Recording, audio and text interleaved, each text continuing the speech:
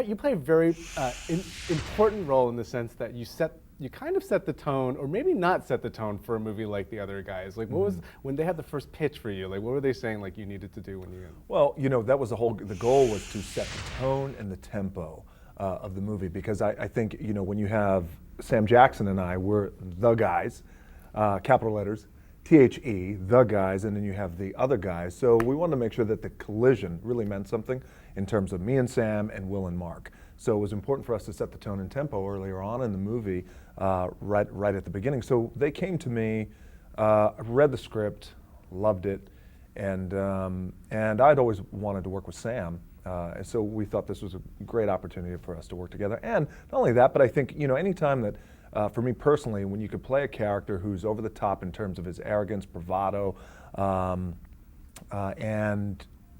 play that way, but still try and play it straight too as well, with a great partner like Sam Jackson and a great director like Adam McKay, all the variables fit right into place very nicely. Did you know Sam from prior, and did you need some moments to kind of work with him in order to get some kind of rhythm going down? No, I got to tell you, I'd known Sam over the past, say, 8 to 10 years. We'd see each other out, hey, how you doing? But we'd always come back to, hey, we want to work together. Let's do something together. And the opportunity came along, and didn't have to spend a lot of time with Sam.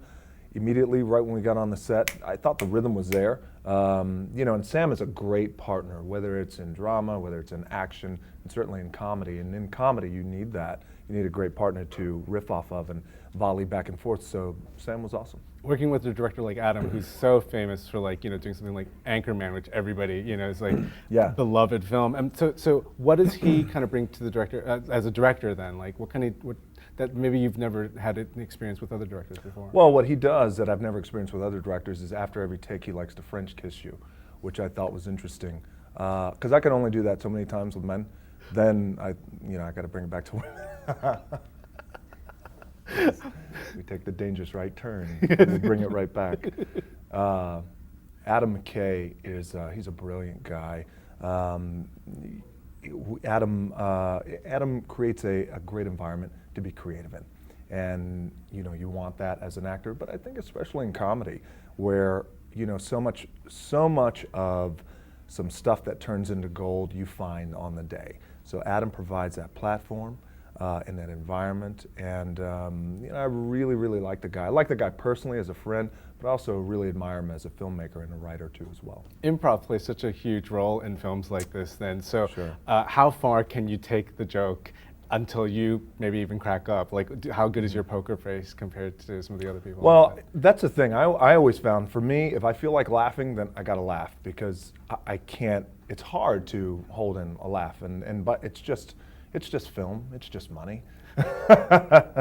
But we're on set, there's a lot of improv going on, and again, Adam provides that. So you could go as far as you want to go. I think as long as you stay within the tone of the character and within the tone of the scene, but you could take it so many places, and anytime I feel like laughing, I just laugh, and then we'll restart the take again. You didn't really have that many scenes with Will and Mark, but watching them kind of do their thing, was it interesting to see Mark? Because this is probably his biggest kind of foray into comedy, and so did you kind of notice, was there any kind of, I don't know, like tension on his part to kind of make sure that he could be on the same level as you guys then?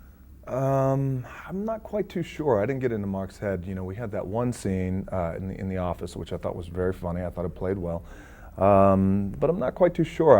I know that comedy requires you to jump off the cliff if it's going to be done right, and it is oftentimes the antithesis of being cool.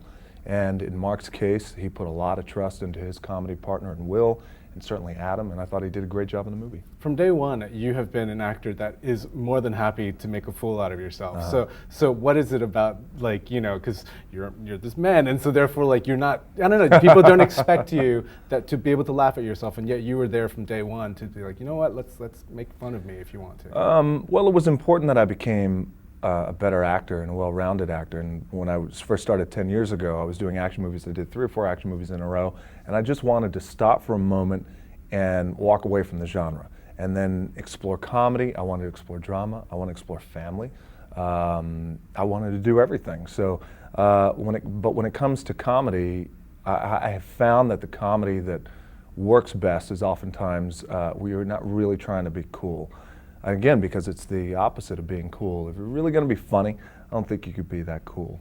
I know that you're also working on another film called Faster, and so was it?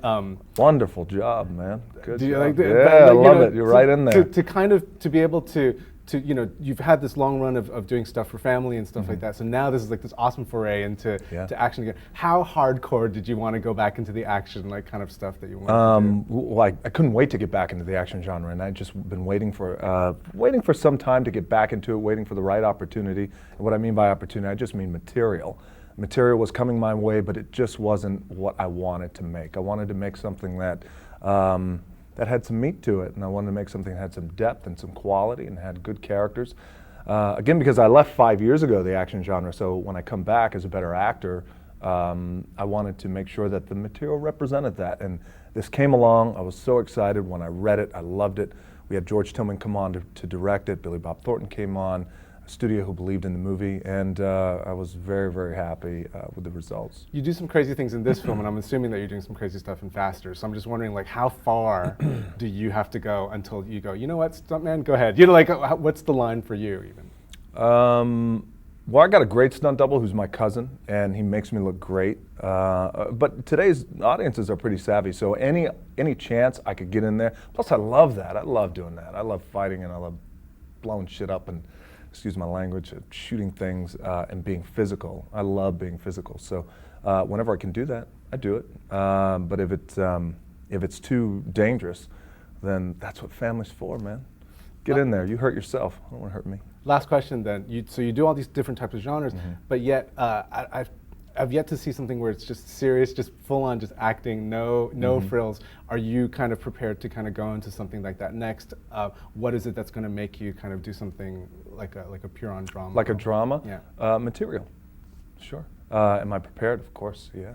But it all depends on the material. We get material, you want to try and elevate it as best you can. But when it comes my way, if it's good, regardless of the genre, by the way, and I love the idea, the notion of me working in every genre, this was 9 years ago, was important to me. And whether we smack grand slams in terms of box office hits or we don't, whether they're success or they're failure, as long as I'm working in every genre, that was important to me. So if it's drama, if the material's good, I'll do it.